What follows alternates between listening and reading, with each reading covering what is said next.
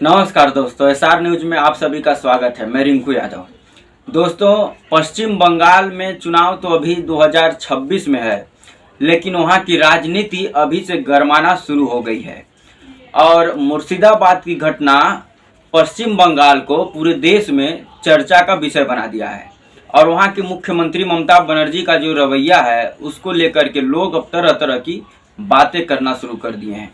लोगों का तो यहाँ तक कहना है कि ऐसा कोई सिचुएशन जब पश्चिम बंगाल में आता है तो यहाँ के जो मुख्यमंत्री हैं और सहगृह मंत्री ये फेल हो जाती हैं कानून व्यवस्था को कंट्रोल करने में, और ऐसे सिचुएशन को कंट्रोल करने में पूरी तरीके से ममता बनर्जी फेल नज़र आती हैं। आप सोच सकते हैं कि पश्चिम बंगाल में मुख्यमंत्री ममता बनर्जी हैं और यहाँ का गृह विभाग भी उन्हीं के अंडर आता है। उसके बावजूद भी पश्चिम बंगाल में पश्चिम बंगाल की पुलिस को ही कुछ दंगाइयों द्वारा मारा जाता है, खदेड़ा जाता है। तो आप सोच सकते हैं कि आम लोगों का क्या होता होगा पश्चिम बंगाल में।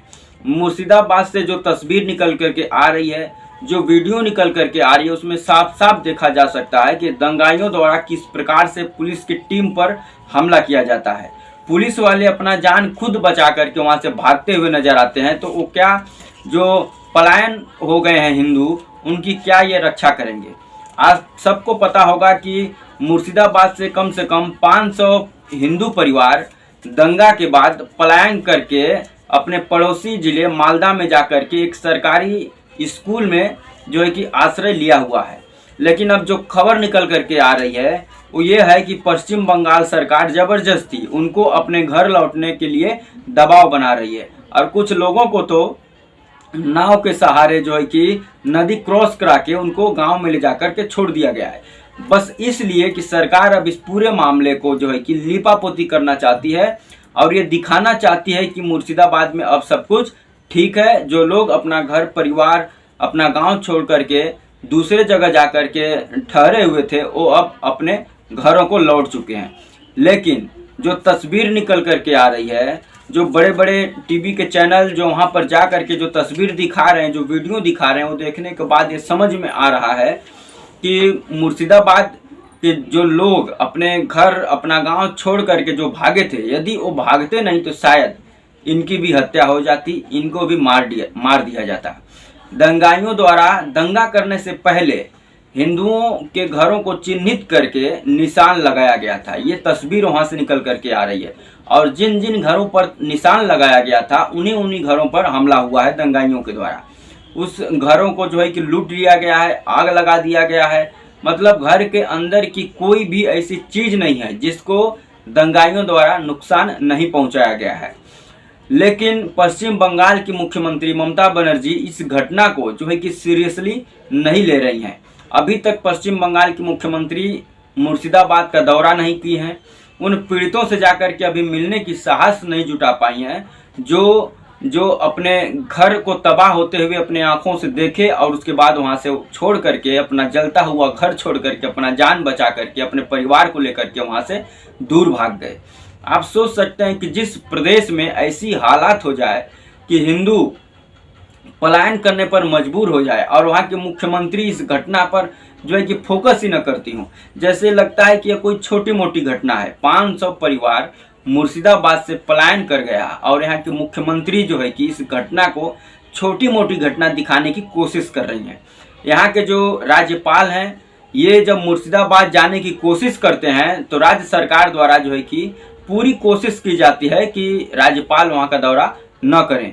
लेकिन ट्रेन के रास्ते राज्यपाल वहाँ पर जाते हैं, उन कैंपों में जाते हैं, उन शिविरों में जाते हैं जहाँ पर आश्रय लिए हुए लोग रह रहे हैं। उनसे जा करके जब बात करते हैं, उनके बीच में जाते हैं, तो उनके जो दर्द है, जो उनके दुख है, वो आंसू के रूप में उनकी आंखों से निकल जाता है और मजबूर हो जाते हैं एक राज्यपाल को अपनी पीड़ा सुनाने के लिए कि किस प्रकार से उनके साथ 11 और 12 तारीख को घटना को अंजाम दिया गया। उनके घरों को जला दिया गया, उनके बच्चों को, उनके परिवार को, उनकी पत्नी को मारा पीटा गया। घर का कोई ऐसा चीज नहीं है जिसको ये लोग छत बिछत न किए हों। 52 से ज़्यादा उस एरिया में मंदिरों को तोड़ दिया गया, मूर्तियों को खंडित कर दी गई, उसके बाद उसको अपमानित किया गया, कुछ मंदिरों में आग भी लगा दिया गया।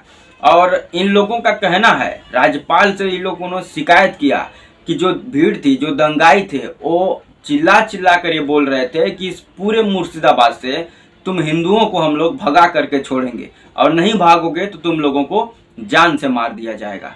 अब सोच सकते हैं कि ये हिंदुस्तान की घटना है, ये भारत की घटना है।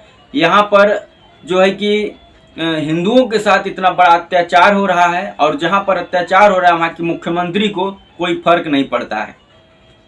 बात अब भारतीय जनता पार्टी की भी कर लेते हैं कि किस प्रकार से इस मुर्शिदाबाद की घटना को लेकर के ये राजनीति कर रही है।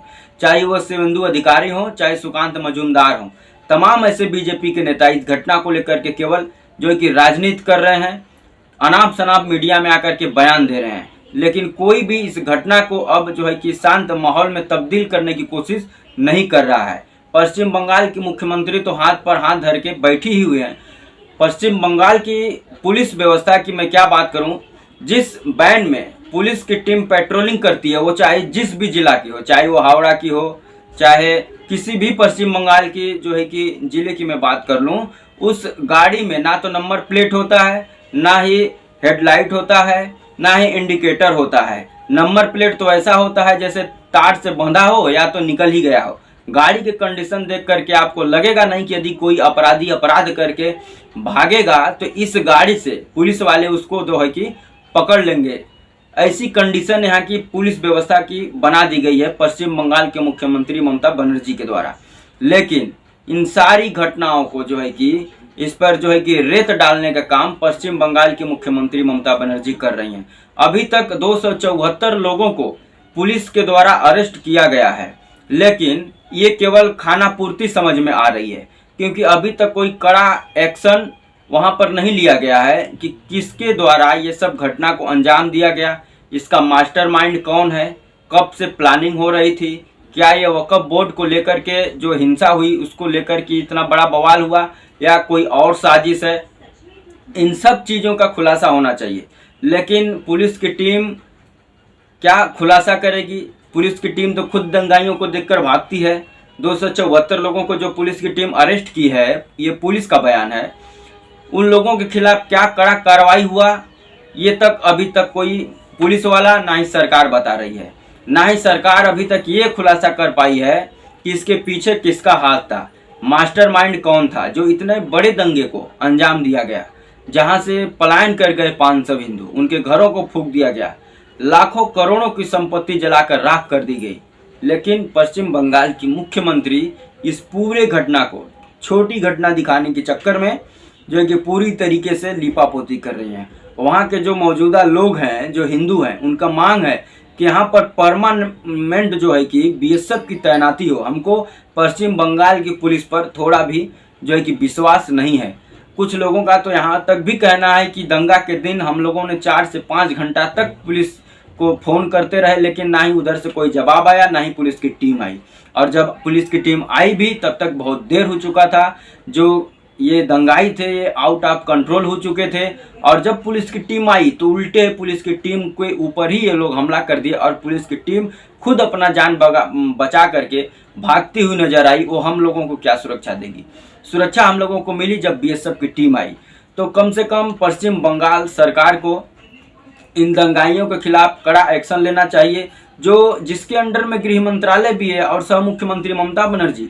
ताजुब की बात है कि अभी तक इस पर कोई इनका बयान नहीं आया है, ना ही ये मुर्शिदाबाद में अभी तक जाने की हिम्मत जुटा पाई हैं। तो दोस्तों, ये आप इस पूरी घटना को आप लोग किस दिशा में देख रहे हैं? क्या इसमें पश्चिम बंगाल के मुख्यमंत्री ममता बनर्जी का फेलियर है? इसके बारे में आप कमेंट कर जरूर बताएं। क्या पश्चिम बंगाल की पुलिस इतनी दयनीय हो चुकी है कि इन दंगाइयों से खुद जान बचाकर भागती है? तो क्या पश्चिम बंगाल में अब जो है कि राष्ट्रपति शासन लगा देना चाहिए केंद्र सरकार को? क्या यहाँ पर अब हिंदू सुरक्षित नहीं है?